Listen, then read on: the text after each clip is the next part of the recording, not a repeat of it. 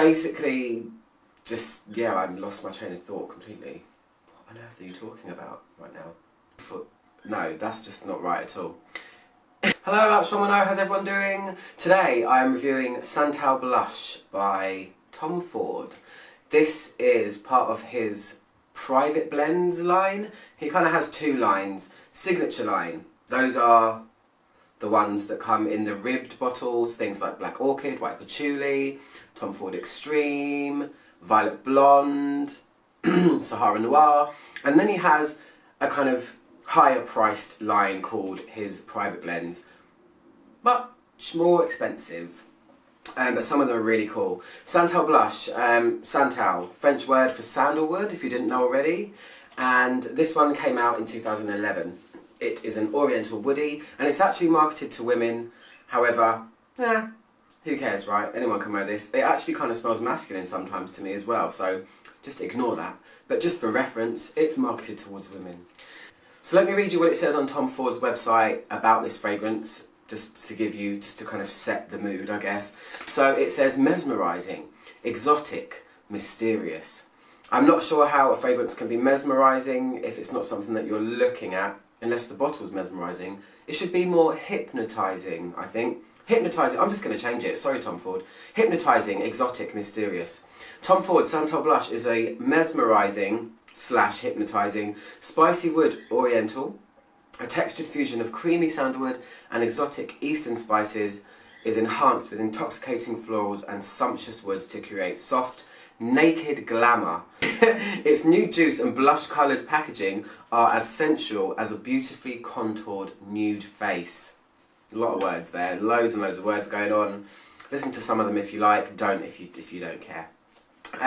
So yeah, I want to talk about sandalwood first of all. Obviously it's the main core of this fragrance, it's what everything pivots around, it's the entire thing that runs the show, and I personally think sandalwood is so beautiful. It can be worn on its own, it's really multifaceted, it's gorgeous, and when talking about it in the world of woods, I think sandalwood is the slut of the wood world. I know that sounds really harsh, but sandalwood is like the enticing wood, it's the come hither one, it's the sensual one, it is the one that just kind of makes you feel a bit sexy when you wear it, and it's a really good addition to any fragrance. It adds a sensuality, it's creamy, it's powdery, it's really soft, it's the longest lasting note I've ever messed around with when making fragrances myself, that and birchwood. But yeah, sandalwood is the sexy, playful vixen of the wood world, I think,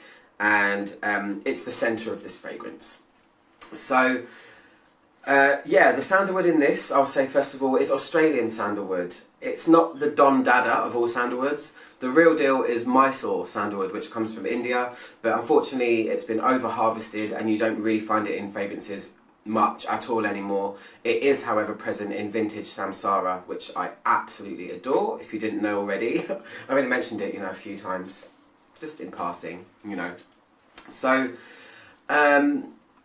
yeah, sandalwood's a very versatile note as well. It can really be bended. When I've smelled it in loads of other fragrances, and in this, it's kind of stripped bare and left to its own devices, which I really like. So anyway, let me go through the notes with you. So the top notes are spices. You've got cinnamon, cumin, fenugreek and carrot seeds. Weird opening there. The heart notes are all the flowers, jasmine, rose and ylang-ylang. And then the base is benzoin, cedarwood, musk, oud, surprisingly enough, and sandalwood, surprisingly enough, as well. So, yeah, let me spray it on my hand. I've worn this a few times. I think it's really, really cool. It has got quite a high price tag though, but it's quite a luxurious sandalwood, I'm not going to lie. So, at the opening, what do I smell? What do I smell? I mean, I'm doing this like I've never done it before, but I have. First of all, there are a few scary spices in there. Cumin especially, I've smelled that before when it's ruined a fragrance. It really can just turn a fragrance into a curry fest, and while I love curry so much, I don't want to smell like it, unfortunately. I'd rather just eat it Fenugreek as well, really, really strong. My favourite curry is called Meti chicken. The main ingredient is fenugreek leaves, and it literally comes out of your pores the next day. You smell like fenugreek. So those two together could be disastrous in this. And cinnamon also, really powerful spice there. But luckily, the dose of sandalwood in this is big enough that it really keeps everything in check. There is a moment when you first spray it where I thought, oh, it's just venturing into that curry kind of, sometimes cumin can smell like BO as well, unfortunately.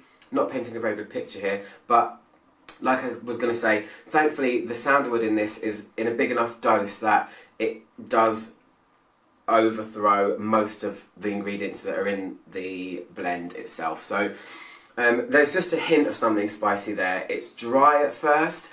It does have obviously a huge sandalwood note there, but it does sometimes go a little bit pencil shaving smelling, wood chips, sawdust, that kind of smell. So it is very realistically woody, but the sandalwood, like I said, it's so much that the sandalwood lends its sensuality and it does kind of wash over everything in the end. But it's really, it's very, very woody, as you can imagine, and only just lightly spiced, which is good, because I thought, oh my gosh, cumin and cinnamon, that's going to be a bit of a beast, but it isn't. This is all very soft and subtle, which is great, and very sensual, like I said.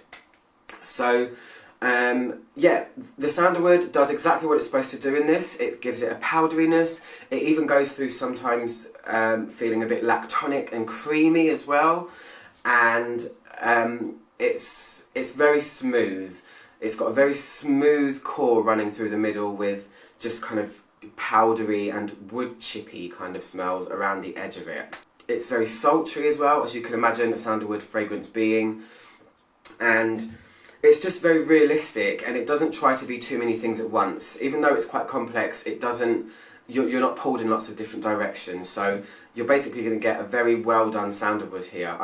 I will say, oud as well, talking about a sandalwood being the slut of the wood world, oud to me is the monster that hides under your bed of the wood world. Just personally, it's just really intense, mushroomy, earthy. It's essentially a rotting wood, but it really doesn't make an appearance in this, so don't let that throw you off if you're not really a fan of oud.